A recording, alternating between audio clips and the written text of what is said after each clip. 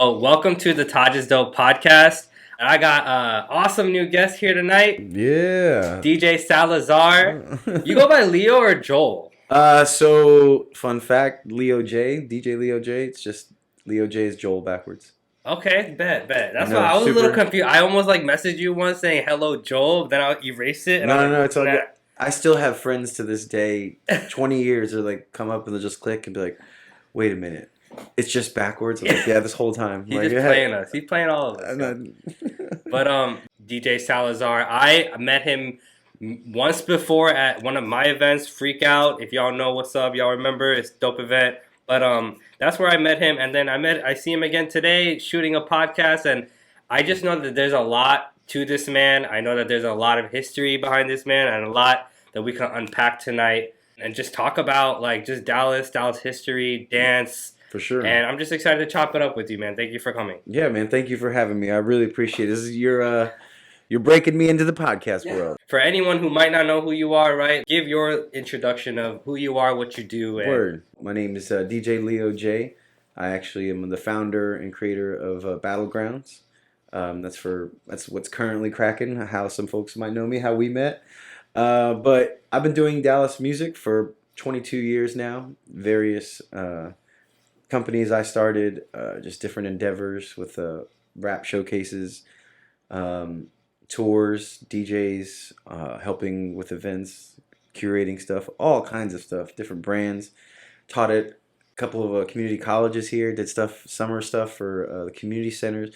Man, we're talking, I don't know, after a while it starts adding up. You're like, man, I've done some stuff. Made a movie. Yeah, man, all kinds of stuff. Yeah, you got a documentary that came out on Dallas too, right? Yeah, so it's called We From Dallas. We From Dallas, okay. Premiered at the 2014 Dallas International Film Festival.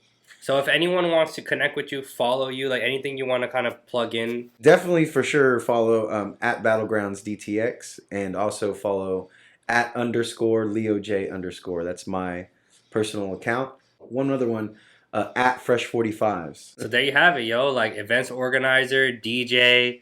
You have anything upcoming you're looking forward to going on that you want to promote? Absolutely. Number one is our 4-year anniversary that's happening at the Texas Theater in Oak Cliff. That's Saturday, February 26th. So February 26th is Battlegrounds. What caused you to create Battlegrounds, and who are some of the people who help you run it? From 2010 to 2013, I hosted an event here. It was called Elements of Hip Hop. It was at the Green Elephant. And what we did is we brought in acts all over the Southwest, like 50 or 60 acts. Like we opened the doors at 11 a.m. and went till 2 a.m. And it was like 50, 60 acts. It was like DJs, producer beat battles, MC battles, graffiti battles. So all day. And it was I think it was like $15, but it was all you can eat. We served barbecue all day. Everybody got to eat all day. Yeah.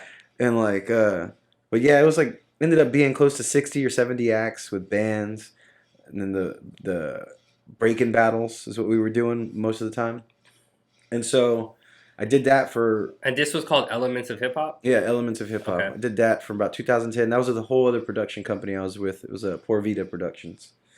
But I actually left Por Vida in 2013, and I started my own company, which I still have now. It's Too Fresh Productions. And at that time, I started bringing in a lot of tours, like in DJs, and like 3-6 Mafia, and like Raphael Siddiqui, and like it was kind of a wide range, like De La Soul. It was like a wide range of like artists and bands, and then of course a ton of DJs. And I started Fresh 45s, and that was like DJ Spinderella from Salt and Pepper. Okay, she was in the crew. Oh wow, my man Jay Clip. So Fresh 45s is a DJ crew. Yeah, DJ crew that played nothing but 45 records, small 7-inch records. Sick, okay. So we started that around 2013. And, man, we brought in some of the best, world's best DJs to come and play in Dallas. It was super dope in a small room right there on Lower Greenville. And it was sick. Like, we created a whole vibe. And, like, DJs from around the globe wanted to come and play here. And, like, it was super dope. And then, that just kind of went its own way. And, things evolved to where I ended up starting over at a new venue, and I was like, "Hey, I want to bring back Elements again." Mm-hmm. Like, but since I had a weekly, I was like, well, I'll do it every week. This week will be MC battles. This week will be an artist and live art. This week will be the dancing battles, and then the last one will be DJs. Mm-hmm.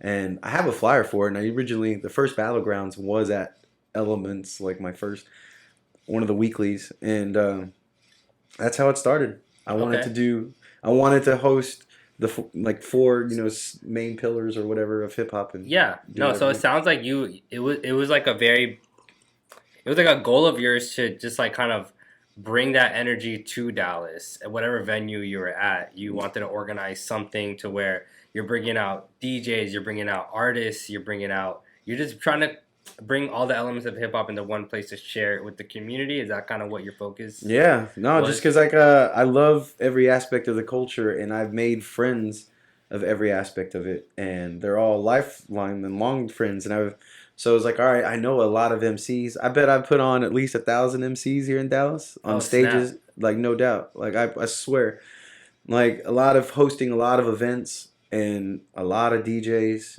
and you know what I like to call you is the facilitator. You know what I mean? Like you facilitate the movement, you know? I always try to utilize whatever resources I have and give. Like 3 years ago, I actually posted this just on IG the other day. I did an event, and what I did was I picked 10 local Dallas artists, and I took them to Southside and Lamar, and I was working with a group called Art Love Magic back then. And what I did is I got writers from the Dallas Observer, D Magazine, Central Track, DJs from the radio, social media handlers, promoters, bloggers, and writers. And I did like a speed dating thing so that each artist could sit in front of that person. Like it's a mixer. Hey, you book shows, yeah, but and it was like you get 10 minutes with each person. Why do you do all this? Like, I mean, don't get me like, just I just want to understand like what makes you get up in the morning and want to do all these things. I like the way music makes me feel, and like honestly, like every single part of hip hop culture draws strong emotion for me. And just being able to get a lot of people in the same room that love the same thing I do. It's like, that's all I want. Is just to be like, everybody having fun? We're having a good time? Like, we all love this shit? All right. And I've organized, like, the first ever event I organized was in 6th grade. And it was for a lock-in at Discovery Zone. Do you remember Discovery Zone at all? I don't know. It might be a little bit before your time. I wasn't here in Dallas. Okay, it was basically like a big, huge indoor like kids playground park. Okay. Like they have one right up here. I forgot the name of that. Anyway, so the same thing, like same concept. And so I was gonna do an overnight thing. So I wrote out all the invitations. I had to this pass man out. Throwing jams in 6th grade, bro. Ordered the pizza, charged the kids, got $10 from everybody at school. And I was like, I booked the place. And they're like, all right. I sending emails and shit. Dude, honestly, mind you, this is like 96 or 95. That's hard to do. Like, and especially at such a young age. Like, that really... like getting people together, man. That's all I've ever done. That's what I like. Getting people together. You organize, you facilitate. And not only that, you're not just, like, doing that and being behind the curtains. You're facilitating and you're in there, too, because you have a passion for it. Yeah, you're not just throwing it for shits and giggles. No. Like, you love this shit. Like, you want to get people who also love it together and try to transcend that, right? Yeah. And I'm like, even now, I'm at the point, too, where, that's funny. So, one of the guys that's in my Fresh 45's crew that I told you I started, his name's Luke, and he's the owner of Josie Records. Oh, wow. So, he's one of him and Work. So, when I was at Josie just now, shout out to Josie. Shout out to my man Luke.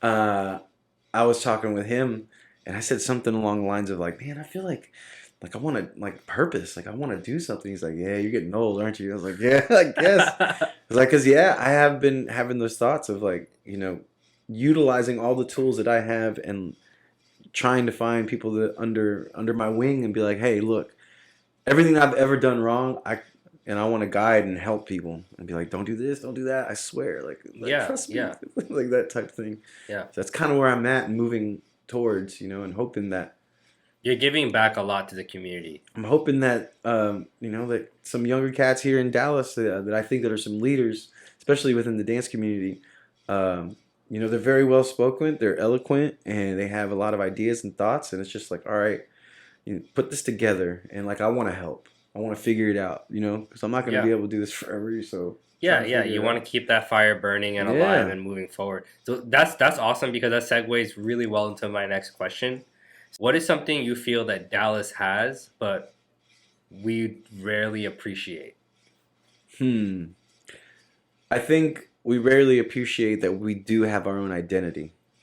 Like we really do. Like I think oftentimes, you know, and this goes back to something I learned in doing research from our film was that, you know, when we went and asked everybody in the 80s and you know, 80s and 90s, like, because it was very distinct. You could tell. You're like, all right, that's West Coast. That's down south. That's East Coast, right? To a certain extent. Everybody was kind of doing their own thing. Not like now. It's kind of, sometimes it's kind of hard, you know? And for the longest time, people were just like, what's the Dallas sound? What is Dallas supposed to sound like? And then after doing the interviews, it was like, you sounded like yourself because you took in hip hop culture, what you saw on TV, what you heard on the radio, what you heard the DJs playing, whatever, and then you made it your own. You know, and you did it your own. And there's a definitive timeline in Dallas hip hop history, specifically in music. You can go down and see, like, okay, it started off with DJ LeoJ, and it's like kind of funk and roll and boogie and stuff with some rapping.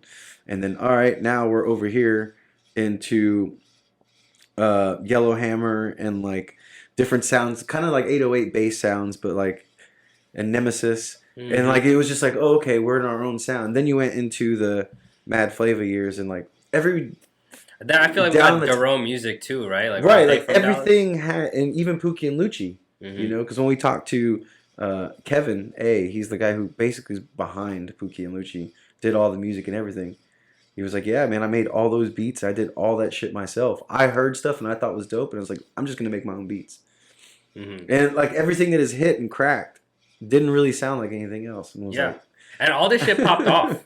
It's not like it's stuff that kind of just like was famous only or known or only in our city, but like it went across like to other coasts and people.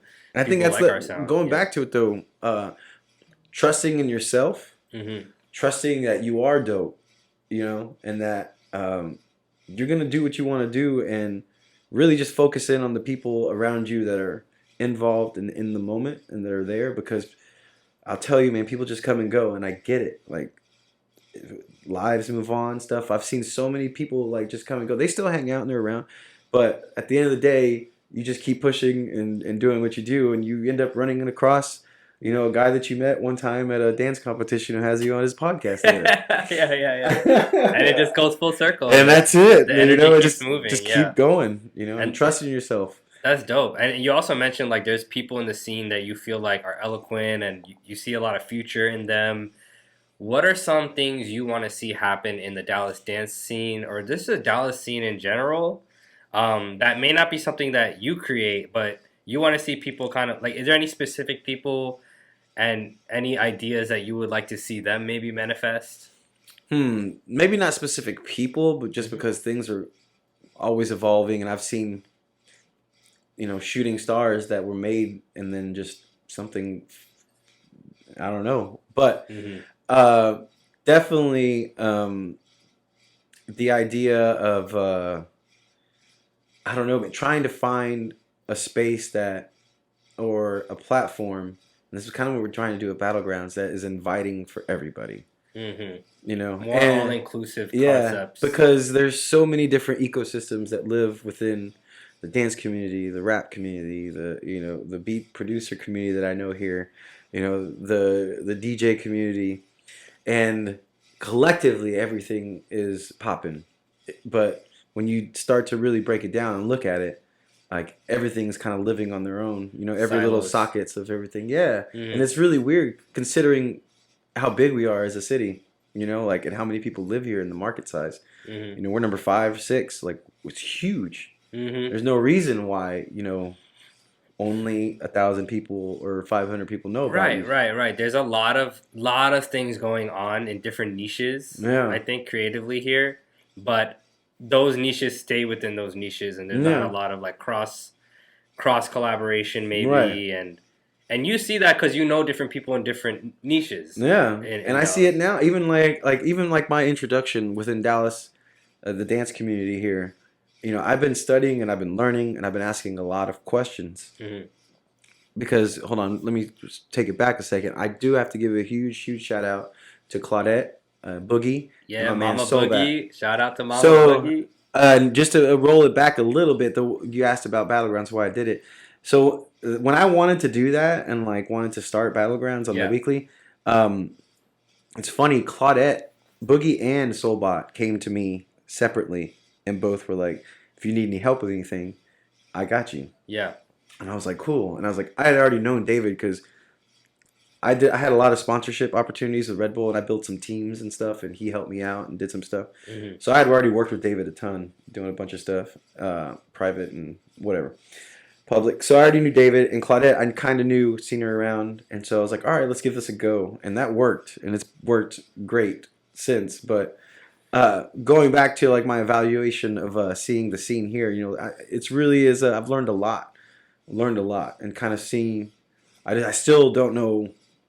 Probably at 90% of it, but so you've just been like kind of observing, absolutely, and trying to get a whole lay of the land, in a sense, because it's the same way, it's the same in every pocket of within the culture. Like there's people that are like, oh, if you need something done, those are the go-to guys, or they have a good channel, or they have a good platform, or they have and you just assess it, and you're like, okay, I see this person doing that. All right. So when did you start DJing? Oh man, I started DJing like 1999, 2000, and then like I actually didn't start DJing publicly until 2015. Like I just always bought records and had it at the house. So my introduction into music in this city is I'm a junglist. I'm an MC. MC LeoJ is the way it started. Okay. And so I'm a drum and bass MC. So I was doing raves. I was going to parties. Like that was my intro. Raves was actually a huge thing here too.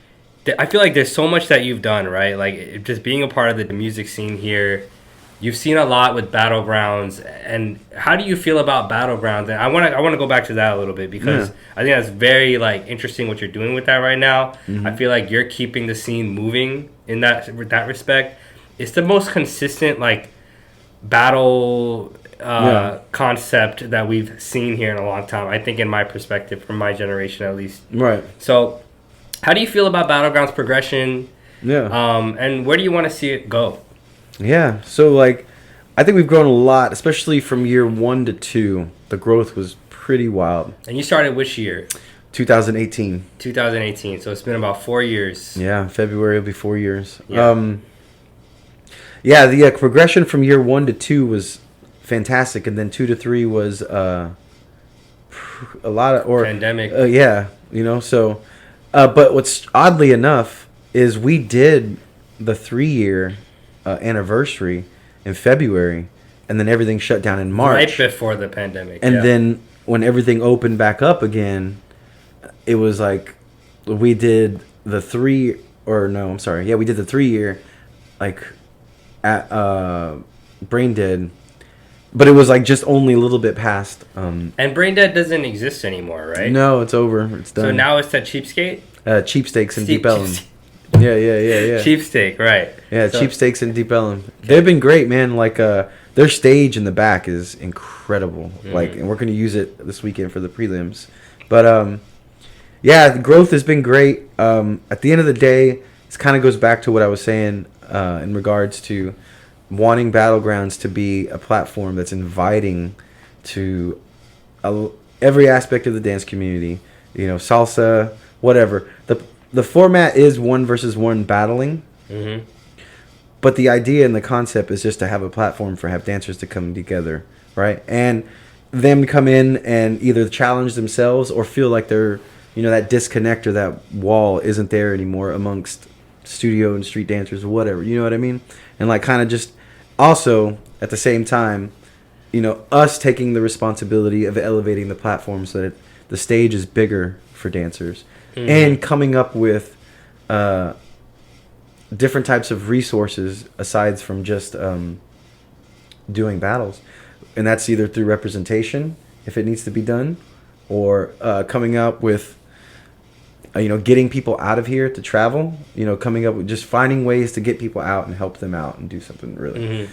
So that's kind of the short, right now it's not, yes, it is battles, but the goal is to have it evolve to be a lot more than just the battles. You want it to be a highly like communal event. Absolutely. Yeah. Where a lot of like kind of like a mixer of sorts for the Dallas dance community to get together. Yeah. And I love that. Like I haven't been to Battlegrounds in a minute. It's been, I think the last time I went was before the pandemic. Before it all like popped off. But I'm definitely gonna check. I'm gonna go to the 4-year anniversary. But I think what I'm trying to say is like I'm glad that Battlegrounds exists, because I always know like if I ever am wanting to go out and see the Dallas dance scene, and I know where to go, and I know where their people will be. You know what I mean? Yeah. And it doesn't feel like everyone's spread out. It feels like at the end of the day, like I know I could rely on Battlegrounds to be a place that I can go, see everyone again. Yeah. And I think that's dope. Like I think that brings a level of comfort, at least in my heart, about the Dallas dance scene. That's awesome. I appreciate you for even hosting it and still organizing it to this day, because I know it's a lot of work. Yeah, being an organizer of events, Right, Yeah. No, it's that was another thing, was making it like I called every place that we've been, I've called it home base. And I've told Claudette and David, I'm like, yeah, we got to find a new home base, or this is home. We're trying to live here and provide a place for everybody to come, Yeah. And being consistent. And that was the biggest thing I told David and Claudette. I was just like, we got to be consistent and always on top of it and as professional as we possibly can all the time. And that means if we got it, we get it to them. We pay the judges. We pay our, the winners, and we make sure that everyone is always sorted. Like we never walk away without making sure somebody's right, and always being righteous in that, because that's all I've ever done, and it's done nothing but help me in the long run for everything. Absolutely. You be right, do people right, say you're gonna do something, do it. If not, tell them you're not going to do it. And that goes way farther than just either lying or denying or just blowing somebody off. You know what I mean? Yeah. Like the more you address things head on, it makes things less stressful later on, Yeah. Be like doing business right is another like level to it. Like you can have the passion and ideas forever, but if you're not conducting your business proper, if you're not on time yourself, no one's going to show up on time for you. Yeah. So it's like, I love that concept, because I think the same way, like some events that I've hosted can be hit or miss,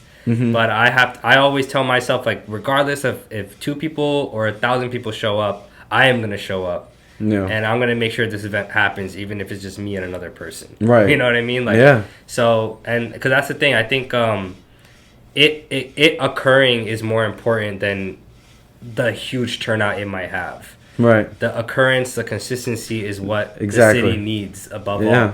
Because as I told you, man, like it's good to know, like no matter, even if I'm not there, Battlegrounds is happening and I'm missing out. Yeah. You know what I mean? Right. So and that's how it should feel and be, so that there's always something to go to. Yeah. But let me ask you this, like, what advice do you have for maybe someone's watching this, they're from Dallas and they have ideas and they want to do things like, but they just don't know how, they don't know what to do, they don't have the experience like you, they be setting up parties at 6 years old or whatever, bro. Right. Like, what advice do you have for those people? Write down all of your strengths, right? Write down all of your strengths and what you do good. Who do you know? Is your network solid? I know a couple of people that own venues or have done events that I could ask for. Start asking yourself, what are all your strengths? And write that down. Yeah, like your resources and things you can leverage. Yeah. Then and then you start thinking about what you don't have. What's missing. Mm-hmm. Like what I cannot DJ. I can't do this.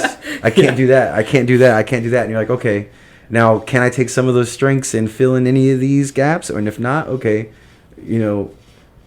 who can I get to do this? What type of opportunities can I find for people to complete these tasks? 100%. Mm-hmm. So I don't know. And then you start thinking about, well, what is everybody else doing? Like, is there something that I'm going to be doing that's either similar or something that, you know... What do you bring different to the table? Exactly. Bring something, you know... So, think about your strengths. Think about what you could, you know, what you can't do. And then think about the opportunities you can get others that you might know to help fill in those weaknesses. Yeah. And then think about being different. And I think that's the key right there is, like, you can know your strengths, but you can't do it alone, right? Like, you have to know where you lack, and you have to know who are the key players that you'll need. Not only need, but you need to network with and reach out and build that connection. Yeah. Like you and Claudette and Soulbot, you know, y'all made the connection together to support each other in this full idea. Right. Because you can't just do it alone. Right. So I love that you say that, and like whoever is watching and you have ideas and there's things that you want to do, like please, like that's major key what he's saying. See what you lack, find the people who can help you with those strengths, connect with them, and the last thing, which is what do you bring differently to the table? Yep. I think that's the part that people need to have confidence in, because the weird ideas you might have, people might not jive with it, but if it's something that you think is dope, do it anyway. Yeah, like that's my opinion. I still have a sticky note that sits right in front of me, and it says "Trust yourself."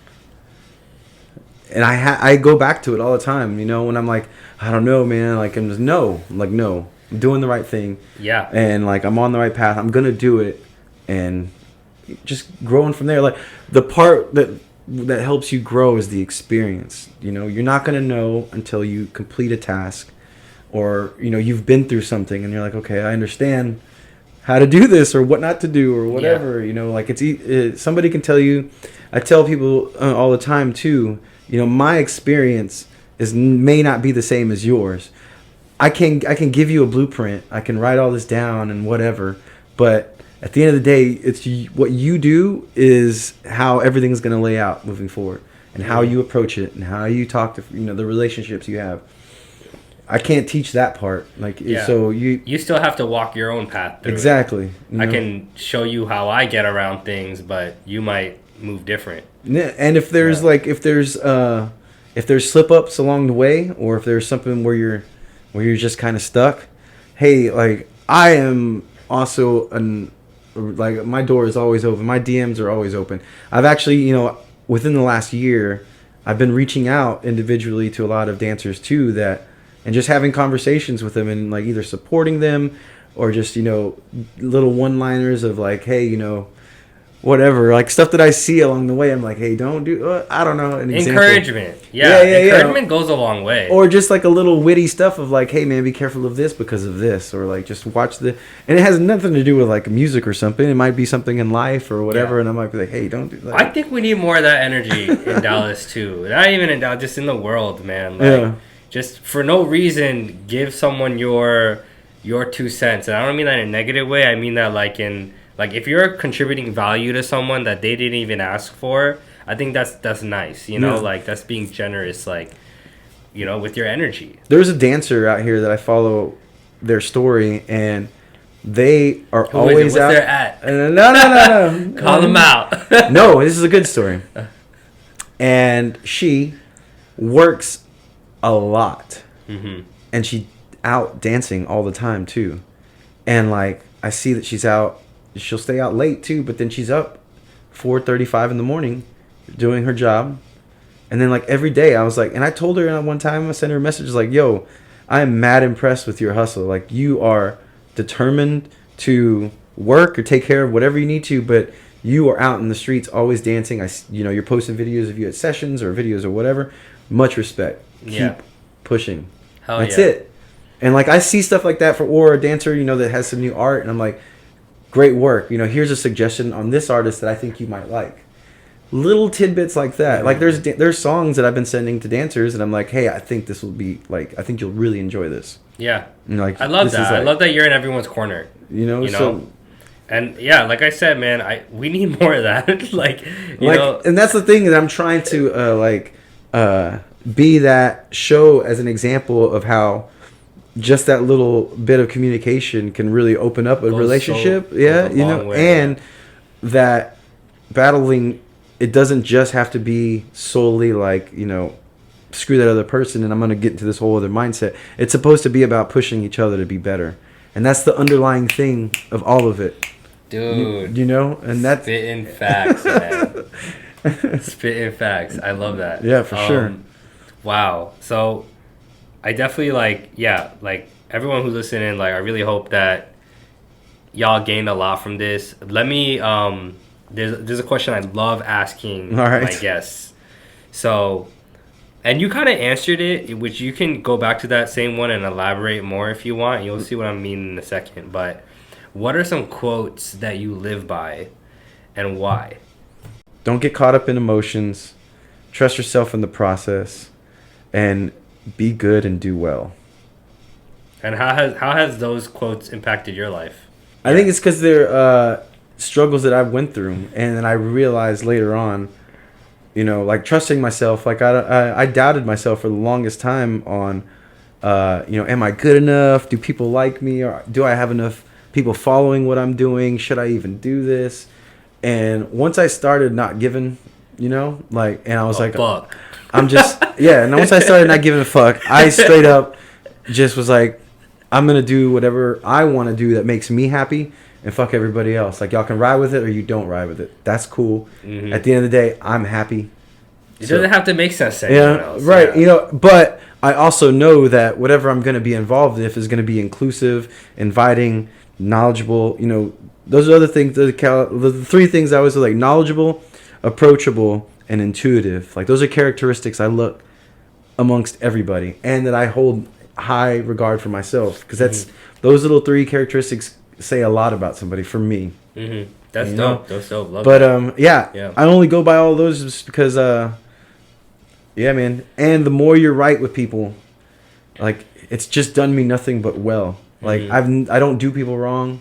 I don't, like, I have like maybe a hit list or a hate list of like 5 or 6 people. Those people are fucking crazy. People are fucking crazy that they hate me. Like, I'm like, yo, y'all are wild. Like, I don't know what the hell's going on. You can't please everybody. No. Sure. And I knew, and I that's part of it is, trust the process, trust yourself, don't doubt it, and be good to people, and that's it, man.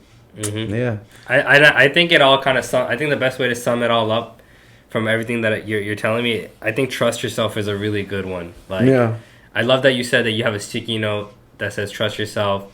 That's something that I try to remind myself too every day is like, trust yourself, trust your decisions. Like, don't overthink. And exactly. Yeah, don't overthink to a point where it cripples you from moving and making moves in a day. Like, so it's crazy. The mind is a powerful thing. You got to keep it in control. And and the other thing to note is that it's never gonna go away. Like, it's gonna be another fight. Yeah. So it's always going to be there. But if you keep that, keep patting yourself on the back type thing, if you just keep being like, all right, like, you'll know that there's going to be another opportunity. There's going to be something just because you've seen all of them come and go. And you're like, wait, this is going to happen again or whatever. Like, it's going to be good. Everything's going to be okay. 100%. 100%. Hakuna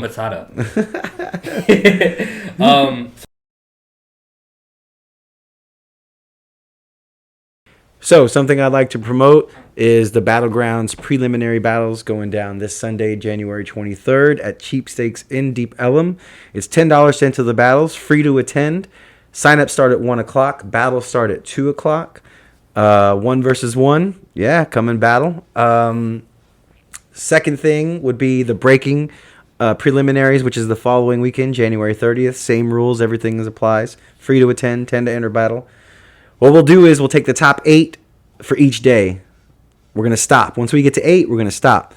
And all together, all 16 dancers, 8 from the break-in, 8 from the all-styles, all 16 of those dancers will be featured for the main battle Saturday, February 26th for our 4-year anniversary.